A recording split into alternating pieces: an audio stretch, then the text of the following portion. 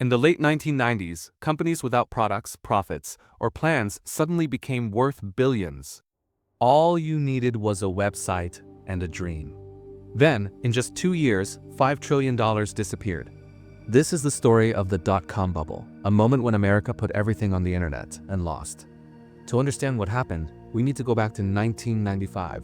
The internet wasn't new, but for most Americans, it was still a mystery. It was a strange tool that made odd sounds when you connected. Then came August 9, 1995, a small company named Netscape went public. They offered a web browser and had minimal revenue. Their stock was priced at $28. By the end of the first day, it soared to $75. Suddenly, the company was worth over $2 billion. And just like that, Wall Street caught the internet fever. The message was clear: the internet is the future, and it's worth investing in now. Over the next 3 years, money flooded into anything with "com" in its name. Venture capitalists, banks, and everyday people all wanted a piece. This wasn't just investing. It was a gold rush. By 1998 and 1999, the market had gone wild. Startups with no profits went public and doubled in value on their first day. Take Pets.com, for example. They sold pet food online and relied on a sock puppet mascot. They spent millions on a Super Bowl ad. Their business plan? Lose money on each order but make it back through growth. Spoiler: that doesn't work. Then there was Webvan, an online grocery delivery service that built huge warehouses across the US before attracting enough customers to fill a shopping cart. But here's the surprising part: investors didn't care. Profits were considered outdated thinking. The new measurement? Eyeballs. The only number that mattered was how many people visited your website. And it wasn't just Wall Street. Meet Dave. He's 34 and works at an insurance company in Ohio. In 1999, Dave began day trading tech stocks during his lunch break. Within 6 months, his portfolio was up 400%, at least on paper. He told his friends, "I should have done this years ago. It's easy." Dave wasn't alone. Millions of Americans became traders, CNBC played in every office, and stock tips spread at barbecues. Everyone felt like a genius. By March 2000, the Nasdaq stock index, which included most tech companies, crossed 5,000 for the first time. 5,000. It had more than doubled in just over a year. The total value of US tech stocks was now in the trillions. Some companies were worth more than entire industries. Cisco, a company that made internet routers, briefly became the most valuable company on earth.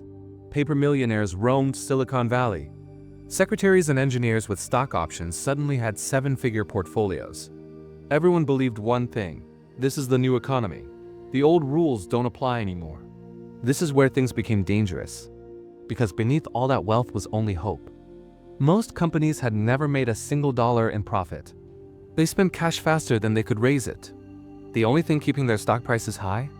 The belief that someone else would pay even more tomorrow. The clock was ticking. Nobody knew it yet.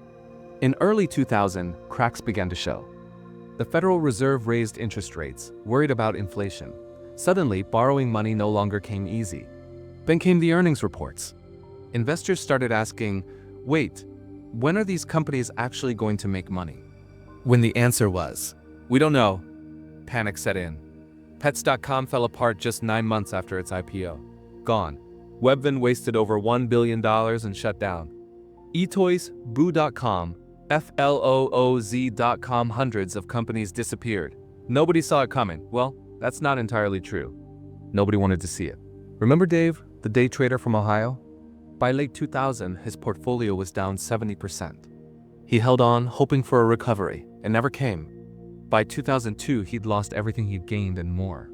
He wasn't a genius anymore. He was just a guy who believed the hype. By October 2002, the Nasdaq had dropped nearly 78% from its peak. Trillions in wealth vanished. Dreams were destroyed. The damage was catastrophic. Hundreds of companies went bankrupt. Over 100,000 tech workers lost their jobs.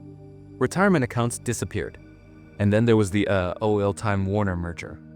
In January 2000, AOL, a dial-up internet company, bought Time Warner, a 90-year-old media giant, for $165 billion. This deal was called the deal of the century. It turned out to be the worst-timed merger in American history. Within 2 years, the combined company lost over $200 billion in value. But not everyone failed. Amazon nearly went bankrupt. Its stock fell 90%.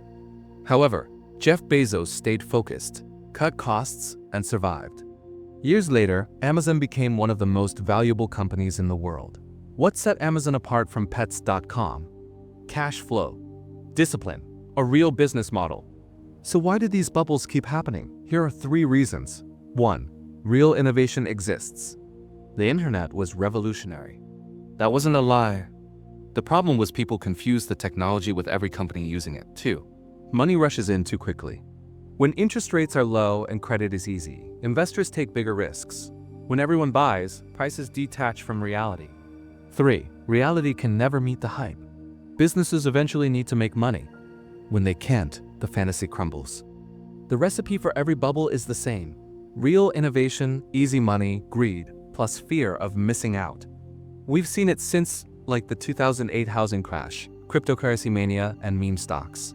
The people involved change, but the pattern remains. Today we're experiencing new cycles. AI, electric vehicles, the next everything revolution. I'm not saying those technologies aren't real. But here's the lesson from 1999. Hype is not a business model. Dreams don't pay the bills. Only cash flow lasts. The dot-com crash didn't kill the internet. It killed the companies that forgot that rule. If you want more stories about financial history, the crashes, the booms, the lessons Wall Street never learned, subscribe. Because this won't be the last bubble. And next time maybe you'll see it coming.